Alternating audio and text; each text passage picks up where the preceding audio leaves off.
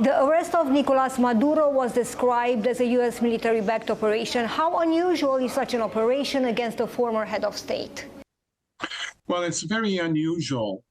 And the Trump administration stated that it was a police operation rather than a military operation, which is not true, because the U.S. military used about 150 attack helicopters and war aircraft to attack not only the capital city of Caracas, but also the states of Aragua, Guayna, and then also Miranda. So this was a large attack. The only other president or leader, I should say, was Manuel Noriega, who was taken into custody in 1989. He was not the president, but he was the head of state for Panama. Mr. Vigil, from a legal point of view, why was so important, and also from a strategic standpoint, why was so important for the U.S. to bring Maduro to trial on American soil?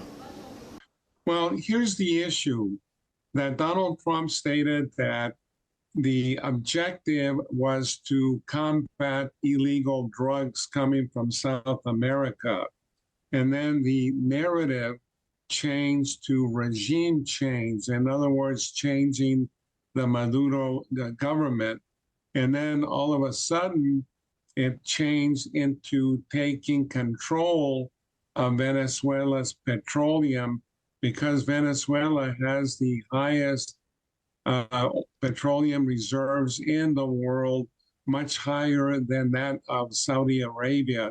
So there was a lot of things that took place here. I'm not saying that Maduro was a nice guy. Do you think it was a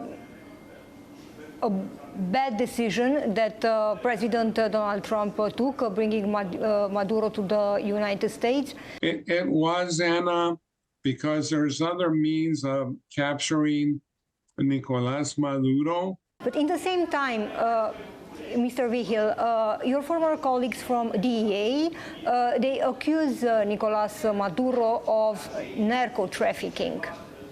Without question, Nicolás Maduro is a brutal dictator. He's violated human rights. He's engaged in drug trafficking. And capturing Nicolás Maduro is not going to have an impact on the drug trade. Secondly, Donald Trump has left the Maduro regime intact. He's left Celsi Rodriguez, who was the vice president under Nicolás Maduro since 2018, as the interim president of Venezuela. He's also left other individuals who were accused of drug trafficking, like Diosdado Cabello, who's the interior minister, also Vladimir Padrino Lopez, who's the Secretary of Defense for Venezuela.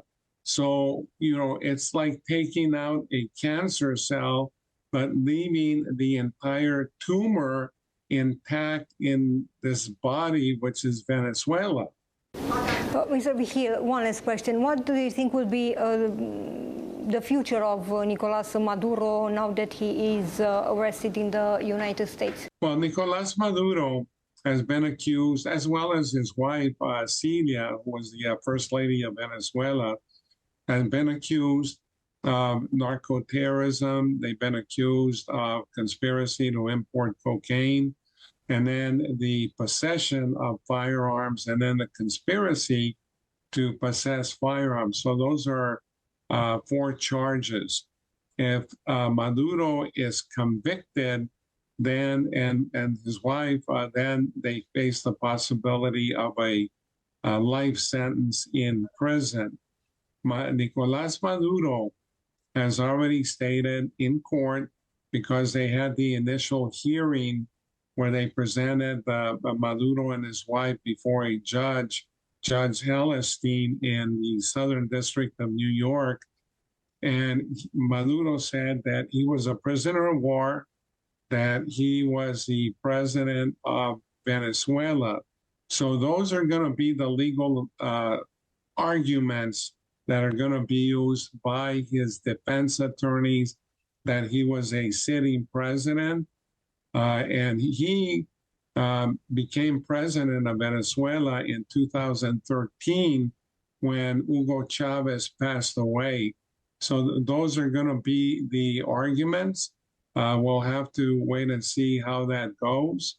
But the trial will probably not start for several months, because now the next process is the process of discovery, where the U.S. government has to provide his defense attorneys with all the evidence that they have, so that they can prepare an adequate defense, the Maduro and his wife's attorneys.